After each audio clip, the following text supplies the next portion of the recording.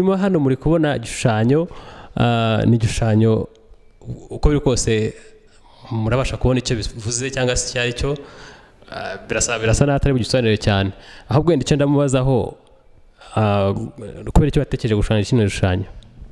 Murakoze aho hari n'ikindi bijyana ikindi gihangano bijyana impamvu nabikoze murabona no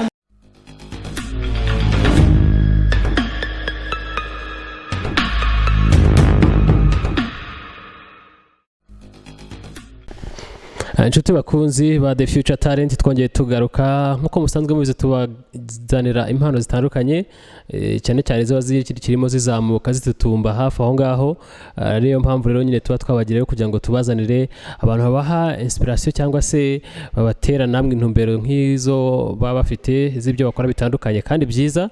Hari ibihangano, hari abahanzi, hari abanyabukorikori n'abanyabugeni, abantu b'ingeri zitandukanye bafite ibintu bagezeho kandi bigaragara ko ari udushya baba barahanze. Niyo mpamvu rero tugenda tubagerera iyo yose tukagenda tubibarebera. Reka rero tubahe ikaze hano mu nzu y'ubugeni. Murimo murareba rwose uburyo ki yuje byiza ari imitako y'ubwoko bwose idasanzwe yakozwe n'intoki z'umuhanga hano muri kuri kamera zacu. Rero mbere na mbere turabanza tumuhe umwanya twibwire ni muntu ki, yitwa nde, avuka he, atuye hehe, ubundi twinjire mu kiganiro neza atubwira niba ibintu tubona hano byose byadutangaje ari ubikora cyangwa se niba abicuruza gusa. Ubwo nyine mu kanya turaza kugenda twibwira. Murabona neza ko afite akantu mu ntoki karani akarimo amarangi akoresha ni akabereke rwose kugira ngo urebe ayo ni amarangi y'ubwoko butandukanye akoresha. Rero ano mabara yose mubona ahangaha muri bino bishushanyo cyangwa se bino bikorwa bye by'ubugeni nyuma n'ibikoresho bye bitandukanye arabifite hano muri ko murabireba turaza kugenda tubibereka. Hanyuma reka tuganire atwibwire muri musange tubwire muri make ninde ni muntu ki. Nakoze cyane nitwa Uwamahoro Vanessa ndi umuhanzi cyangwa se umunyabugeni aribyo bakunze kwita mu cyongereza artiste. Ibi byose mureba imbere ninjye nabikoze nabyigiye École d'Art de Nyundo iherereye i Gisenyi mu Rwanda wenda ku banyamahanga batabizi. Hanyuma uburyo mbikora ari uburyo bwo kwishimisha cyangwa se no kugurisha kugira ngo nkuremo amafaranga bimbere nka business amafaranga ajya mfasha mu buzima busanzwe. Bikora rero mu buryo butandukanye harimo ubwo kudoda nk'uko mwabibonye, harimo indodo, hari gukoresha amarangi. Tugiye dukora mu buryo butandukanye, hari abakoresha amarangi gusa, hari abakoresha crayon gusa ku mpapuro, hari ababaza bagakora amashusho mu biti, hari ababumba bagakora amashusho mu mabumba, hari n'abakoresha uburyo bwo gutwika bakoresheje umuriro. Ariko ngewe nkora uburyo bita mosaic cyangwa se mixed media bisobanuye gukoresha utuntu dutandukanye kugira ngo urememo ishusho. Ubwo nibwo buryo nkoresha. Nakoze cyane. Hanyuma utuyagana he? Nakoze ntuye i Remera munsi ya Stade Amahoro i Kigali ku muhanda wa 215 kugira ngo byumvikane neza ni ku Nyange. Iyo wageze ku Nyange bawangezeho. Hanyuma rero ati umanutse controle hara kuri stade ukagera ku Nyange umanuka ugana Nyabisindu ku Nyange aho ngaho nyine mu gikari cyaho niyo Nyange manza harafite imigabane naho mu rugo nyine neho anakorera business ye muri kuhabona neza cyane. Hanyuma rero mushiki wacu urakoze cyane tubwire ibikorwa byawe by'ubugeni. Uravuze ko wabyize ku Nyundo. Ku Nyundo mwabyize muhe buryo ku buryo ki bashaka gukora ikintu kimeze gutya. Naho mwigaga mushushanya, mwigaga mwiciye mu shuri babasobanurira amasomo n'imibare n'iki. Tubwire nyine abanyabugeni bari bicaye mu ishuri bari kwiga gute. Murakoze. Nkuko nabivuze nabyize ku Nyundo ariko hari igihe umuntu abivukana ari nk'impano akajya bikora ku buryo neza ubona ari nk'impano, hari n'abajya kubyiga. Rero ngiye kugira ngo njye kubyiga natangiye numva bindimo nkajya mbona amashusho ku binyamakuru cyangwa kuri televiziyo nayibona nkumva ndayishimiye cyane nkagerageza kuyigana. Rero ngeze mu wa gatatu segonderi nibwo nabonye icyo kigo koko gihari, ko najyaga nyumva ntarakibona. Ndangije ndasusha, maze gususha barakima ko nari nagize amanota abyemerewe, njyayo ndiga barabiduhuguramo, kuko bagenda bakwigisha step kuri step, bagenda bakwereka uburyo bitangira. Ndabyibuka twatangiraga duca imirongo n'intoki, ibi byose ntabwo babikwigisha ngo uhite ubikora gutya, ahubwo baguha ubumenyi bwo kuva ku ntangiriro wowe ukazagenda uvumbura. Rero batwigishije amategeko abigenga, uburyo yabikora, uburyo wareba umuntu ukamenya ibice bimugize niba bingana cyangwa bitangana, uburyo warema igishushanyo kikuvuyemo wowe ubwawe. Rero wigeze kumbaza ngo iyo turi mu ishuri biba bimeze gute? Baba batwigisha dushushanya cyangwa se tuba turi gukora ibindi? Iyo turi mu ishuri yego tuba dushushanya, twebwe n'iryo somo ryacu. Ukicara baguhereza topic, warangiza iyo topic akaba ari ukorayo.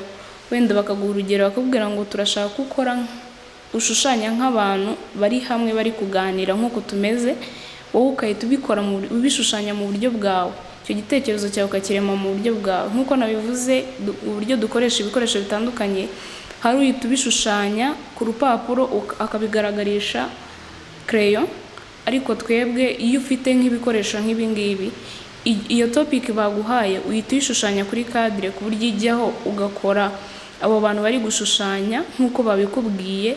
Mushobora kudasanisha ngo mushushanye abantu bamwe, ariko igitekerezo cyawe uburyo wakigaragaje kiba gitandukanye n'icyundi, biterwa n'ikiri mu mwaritiste, ikirimo mu mutima we cyangwa ibyiyumviro bimurimo aba yasohoye. Murakoze. Hanyuma utangira utwibwira batubwiye ngo ushushanya kugira ngo wishimishe kandi unabikoremo amafaranga, ibyo bintu bisobanura ute? Murakoze. Ukuntu nabivuze, akenshi iyo ndi gukora ubuhanzi bwanjye, ndi gukora ubugeni, mbikora nshaka kuruhuka mu mutwe kuko biraruhura, bituma udatekereza ibintu byinshi biremereye, ukabikora ari nk'ikintu ushaka kugira ngo kimaximize ubwonko bwawe. Ubundi navuze ko mbikora nka business, tubikora dushaka kugira ngo twereke, dutange message tuyihereza abanyarwanda cyangwa se abandi bantu bazabona ibyo bintu biturimo, tubigaragarisha ku bishushanyo. Urugero murabona nk'iyi tablo iri inyuma iragaragaza ubwiza bw'abanyafrikakazi, nayikoze nshaka gutanga message mpereza abanyamahanga cyangwa se abanyarwanda batabasha kugera ahantu kure kugira ngo barebe bwa bwiza cyangwa bamwihariko w'abanyafrika n'uwuhe.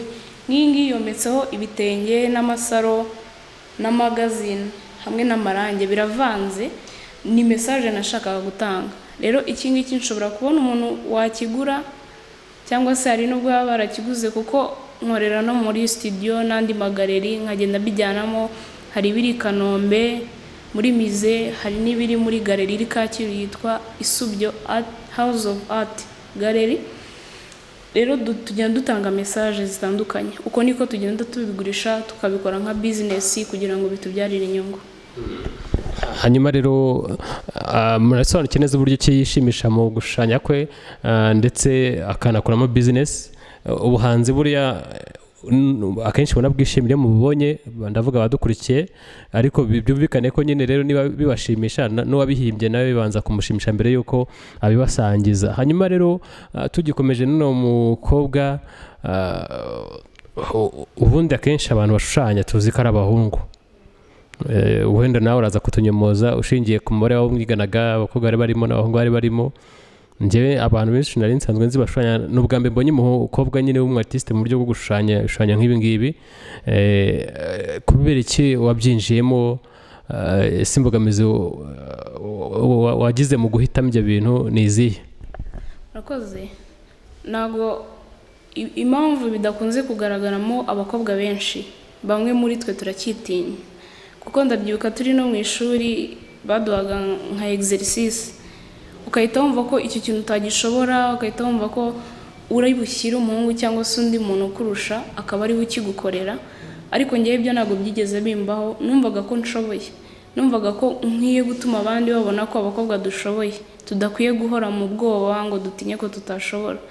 niyo mpamvu nahisemo kubikora cyane kugira ngo abandi bakobwa nibabibona bazatinyuke bumve ko natwe hari impano ziturimo. Ntabwo dukwiye gupfukirana ibiturimo ngo twumve ko ari abandi bazabikora gusa cyangwa bazabidukorera twebwe tudashoboye.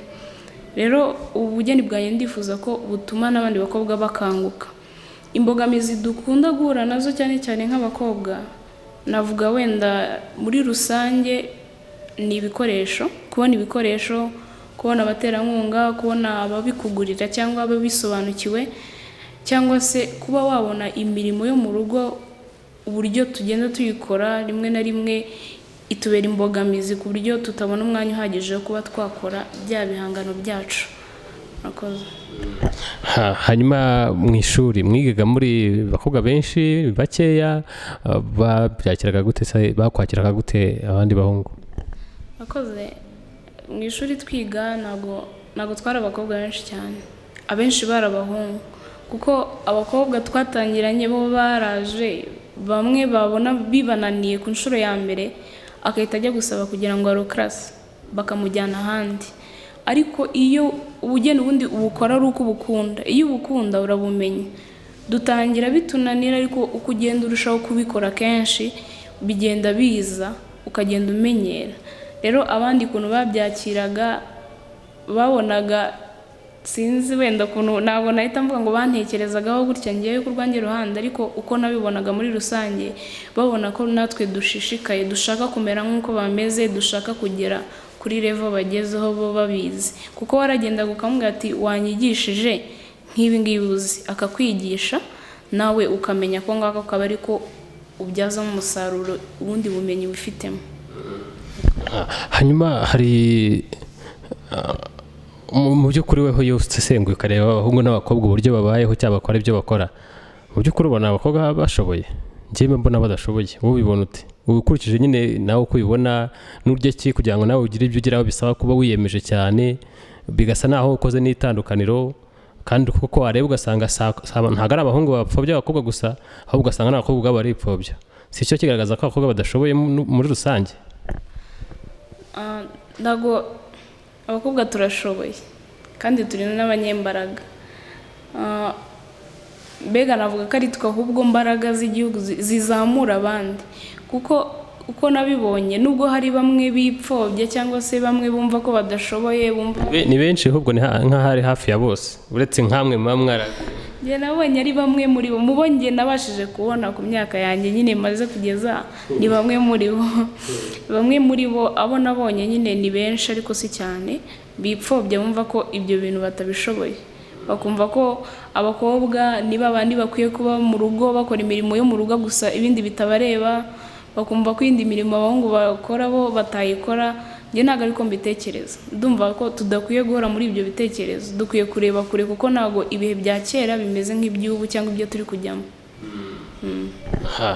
Hanyuma se mubona tutabavunije tuvuze ngo abakobwa ngo murashoboye ngo nawe ari mukore, ugasanga umukobwa arimo gutera moteri byamunaniye nyine wenda abahungu bakamufasha. Ntabwo nyine mubona, njye mbona tumeze nk'aho ari kubahohotera nyine tubahatira gukora ibintu mutashobora nyine mukabyihambaho nyine kuko twabahaye umwanya, ariko nyine ubona ko nyine ari nk'amaburakindi muri mwaka wawe nyine mukora ibindi byoroheje. Wowe si kubibona? Njye ntabwo ariko mbibona, ahubwo buri muntu akora ikintu bitewe n'imbaraga ze. Kuko nk'uwakubwira ngo niba uri umugabo ubyare nk'umugore ntabwo wabishobora, ariko nk'umukobwa umbwiye ngo terura ikintu cyagakwiye guterurwa n'umusore afite imbaraga, baba bafite imbaraga zitandukanye, kuko n'ijambo ry'Imana ribivuga ngo genda uko imbaraga zawe zingana. Rero ntabwo wajya gukora ibirenze imbaraga zawe kandi hari undi ufite izo mbaraga. Dukora ibihwanye n'imbaraga dufite. Muri make bavuze ngo abahungu bagira imbaraga nyinshi, abakobwa bakagira imbaraga nkeya. Oya, hari n'abakobwa bagira imbaraga nyinshi. Abahungu se? Yego, hari ababarusha. Wabonye ibintu?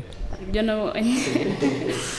Ari nk'abakora nk'urugero rw'ukuntu hari umukobwa ushaka kurusha umuhungu gukora ikintu runaka icyo ari cyo cyose. Murakoze.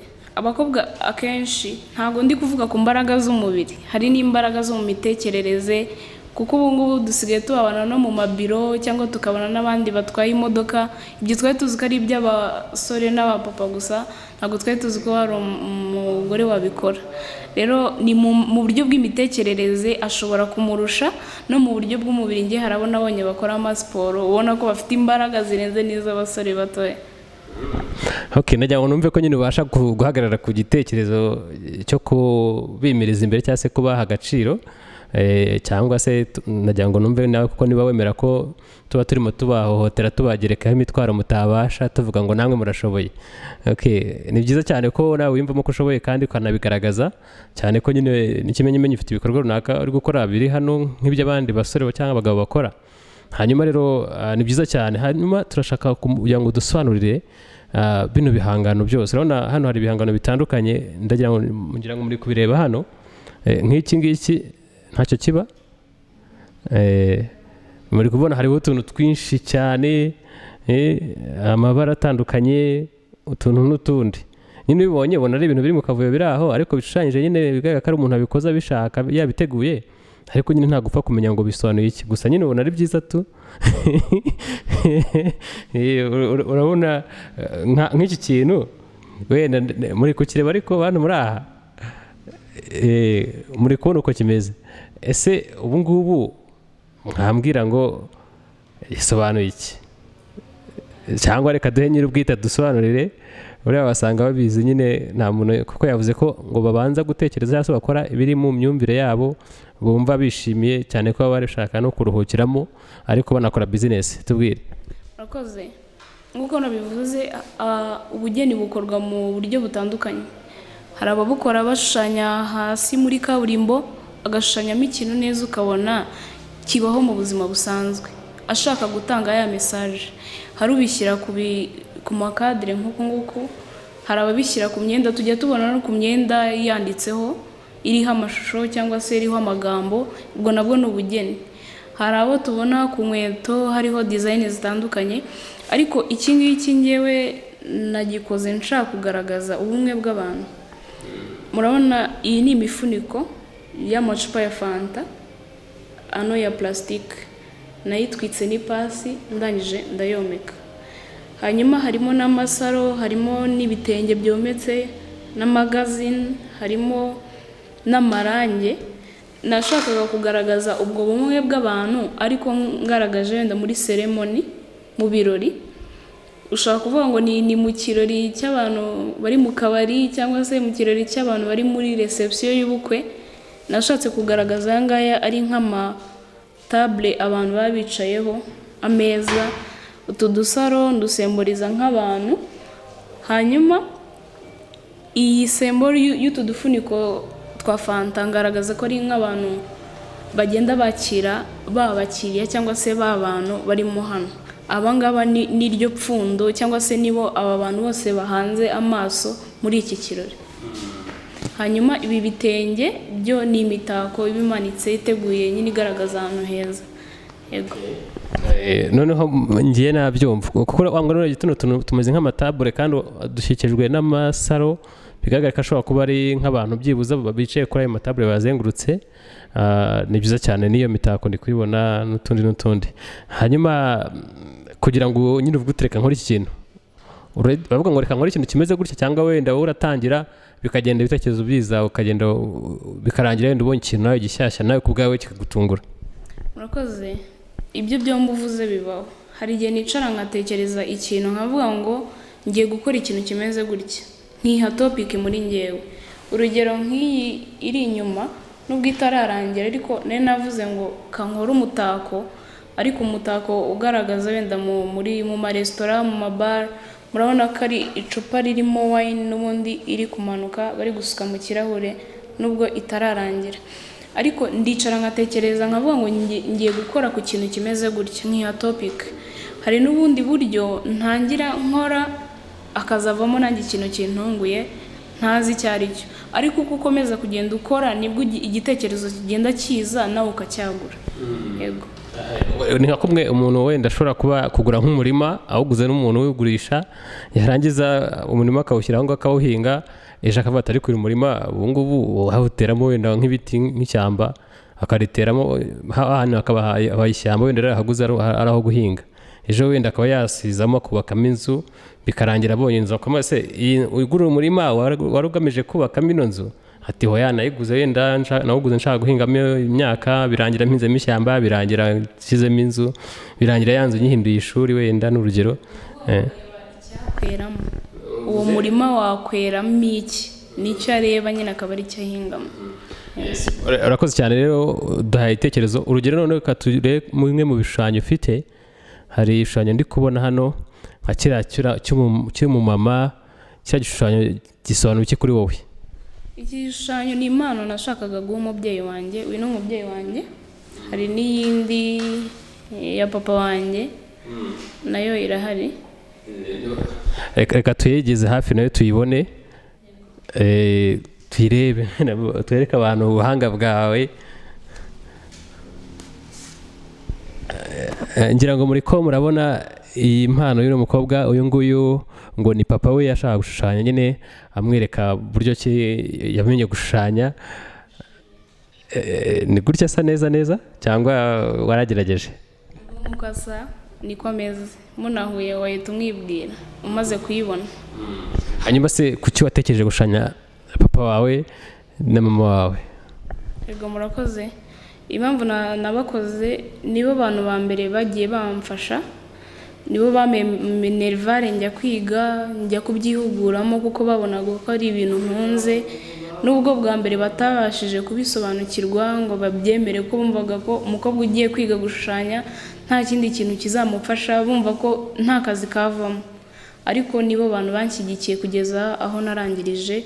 Iyi ni impano nashatse kuba mbashimira. Hanyuma se ubona impungenge bafite barazishize?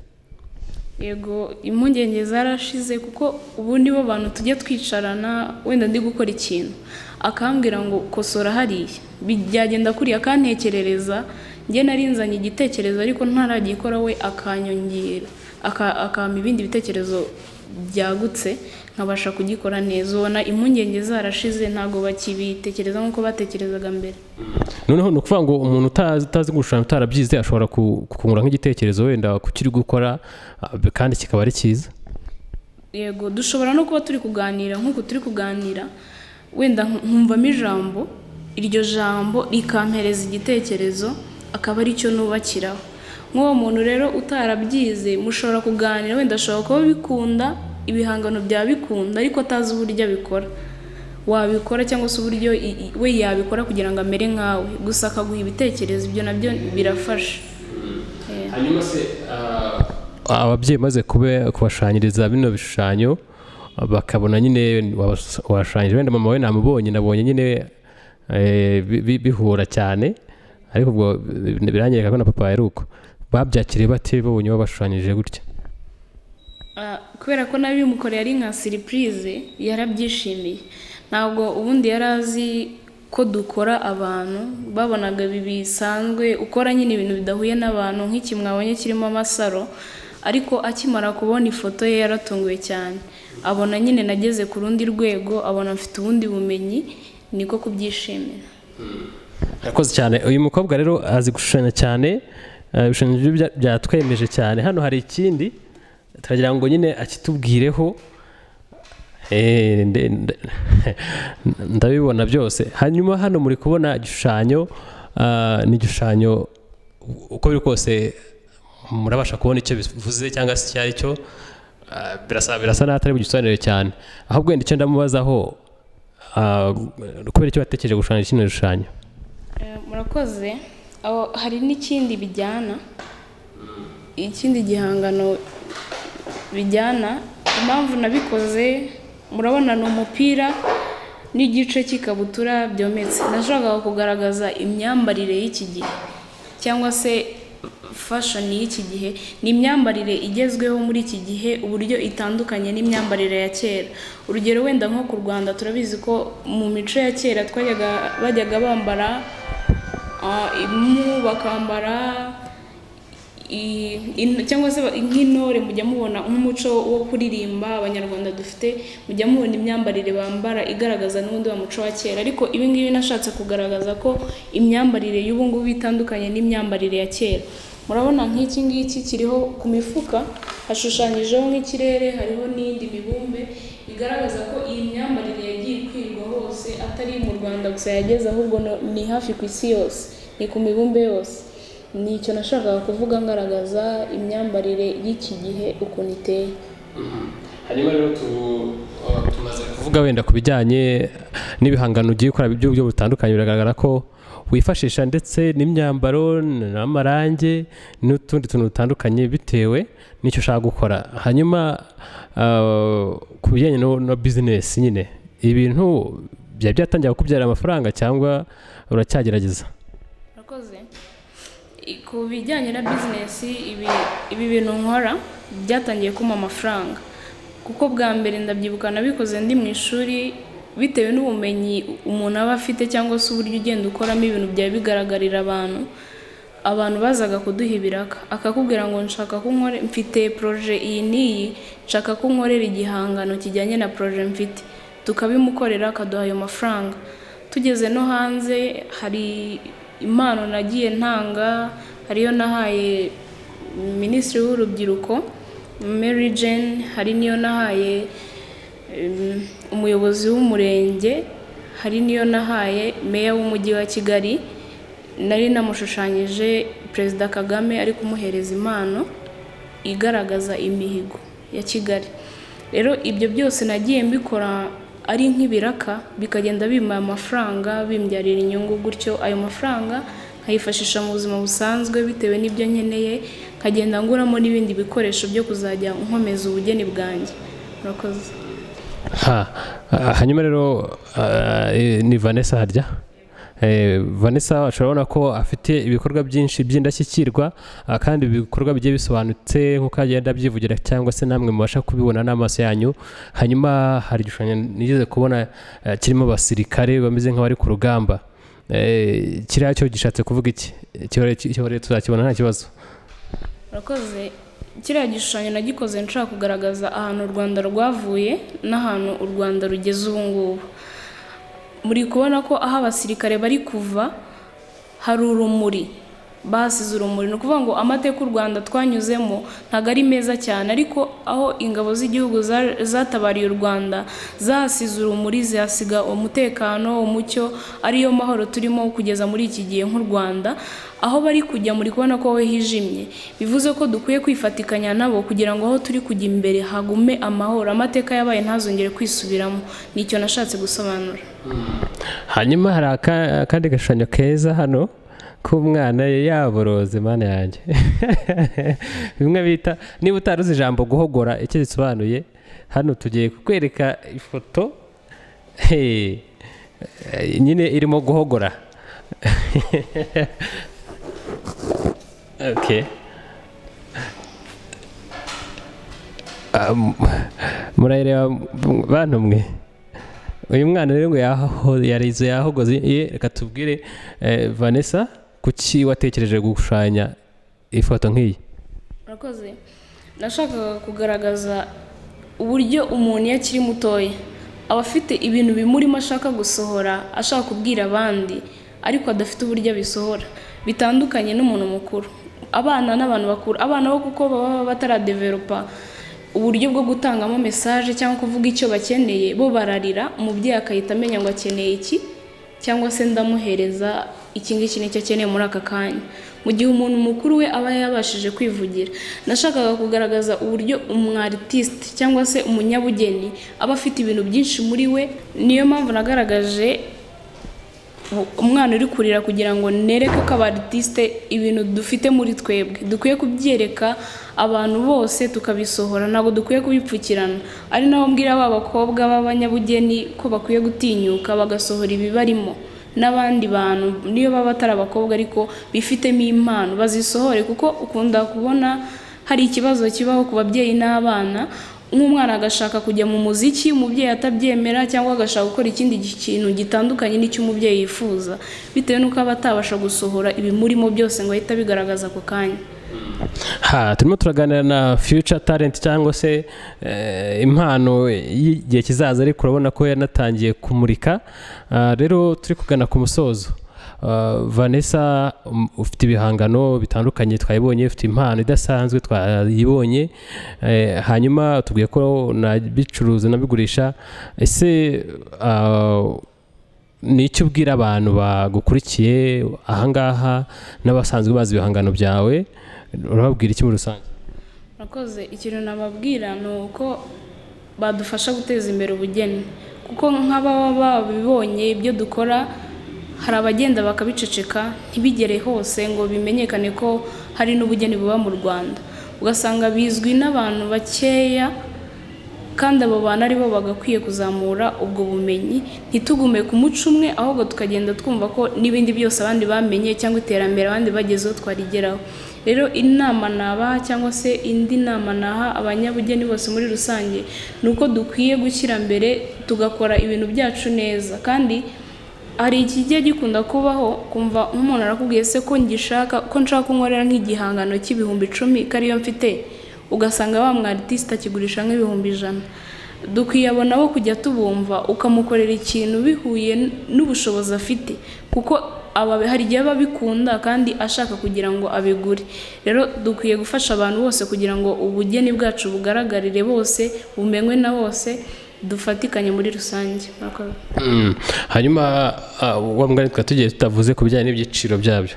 Ibihangano abantu bashobora kuba bandi batazi uburyo bigura, niba bishoboka babwira ngo nk'iki cyo gihagaze ayangaya, kugira ngo bamenye ngo babishaka, cyangwa se wenda bamenye n'agaciro kabyo, nyine atazaza wenda azi ngo arakigura nk'uko wakwifotoza ifoto, cyangwa se arakigura biciriritse cyangwa se bihambaye cyane. Nyine wabwira abantu uburyo ibiciro biba bihagaze. Murakoze. Ntabwo ibiciro aba ari bimwe ku bihangano, kuko nk'umwartiste yagiye kugurisha atekereza amafaranga yashoyemo ari kugura ibikoresho byo gukora icyo gihangano n'ayo azakigurisha, byose abishyiramo. Rero nk'umuntu wifuza kukigura, ushobora gukunda igihangano ukambwira ngo mfite nk'ibihumbi 20. Nyewe niba nari narakoze ikinini akaba ari cyo wakunze, nkakora igihwanya n'aya mafaranga 20,000 wowe ufite, kugira ngo ntazahomba bitewe nayo nashoye, cyangwa se wowe ugahomba ntubone cya gihangano wifuzaga. Rero nk'uko nabigaragaje ku rwanjye ruhande, akenshi bitewe n'ukuntu tugiye dukora style zitandukanye, harimo abakoresha amashashi, hari abagenda babona nk'imisatsi wenda muri salo akaba yayifata akabona yayishushanyamo ikintu runaka, agakuramo image. Ariko ngewe nk'ibyo nkora ibyinshi bitewe n'igitekerezo mba nashyizeho nayo mba nashoye, ibyinshi biba bihagaze nk'ibihumbi 400, ibya makeya biri ku bihumbi 70. Rakoze cyane rero Vanessa, turakwifuriza nyine amahirwe n'imigisha mu byo ukora, kandi tubwira n'abantu kugira ngo bakugane. Urabona ko ufite ibintu rwose nta makemwa, ni byiza, birasobanutse, kandi bifite n'ubutumwa bitanga. Uretse ko n'umuntu nyine nk'uko wabivuze azanye igitekerezo, wamufasha kumukorera ishusho rijyanye n'ibyo yifuza. Hanyuma tugana wenda ku musozo, watubwira ni gute umuntu yakubona, yaba ari mu Rwanda hari no hanze yarwo, ni gute yakubona kugira ngo abone kino gihangano? Murakoze. Ahantu mushobora gusanga ibihangano byanjye, nk'uko nabivuze, nkorera kuri Isubyo Art Gallery, iherereye Kacyiru. Ahandi nkorera ni hano mu rugo i Remera, munsi ya Stade Amahoro, ku muhanda 215. Ahandi ushobora gushaka WhatsApp yanjye, nimero 0788681772, cyangwa se ukajya kuri Instagram yanditseho uwamahoro Vanal 8. Urakoze cyane, reka tugushimire kandi tukwifuriza nyine gukomeza kunoza inganzo, kugira ngo nyine yaguke igere kure, inagutunge. Nyine wenda ntabwo urubaka urwaye ngo uhahe cyangwa ugire utariko, niho bigana. Si byose urabiteganya cyangwa uracyari umwana? Ndabiteganya byose. Okay, so warangije kwiga se so ukora amafaranga se nta mpamvu ugomba gushaka nyine nawe ukagira umuryango nk'uko iwanyu bawugize. Hanyuma rero reka tugushimire, twatumiwe tuganira na Future Talent ariko dusanze deja yaramaze kuba impano y'uyu munsi ntabwo ari ejo hazaza gusa. Tubabwira ngo mujye hasi aho ngaho hari akamenyetso gatukura kandi subscribe, mukande na like, mushyireho na commentaire cyangwa se ubutumwa bugufi bugaragaza uko mwakiriye uyu mukobwa wazaniye ibihangano bidasanzwe. Nanone kandi munasangiza bagenzi banyu babikunde ku buryo bamuteza imbere. Iterambere rye niyo terambere ryacu, dufatanije twese. Nawe rero ugize uruhare mu iterambere rya mugenzi wawe nibyo kwishimira. Reka rero tubashimire, mwakoze kubana natwe. Tuzongera n'ubundi tubazanire n'izindi impano zitandukanye hano iwacu muri The Future Talent. Reka tubashimire, murakoze.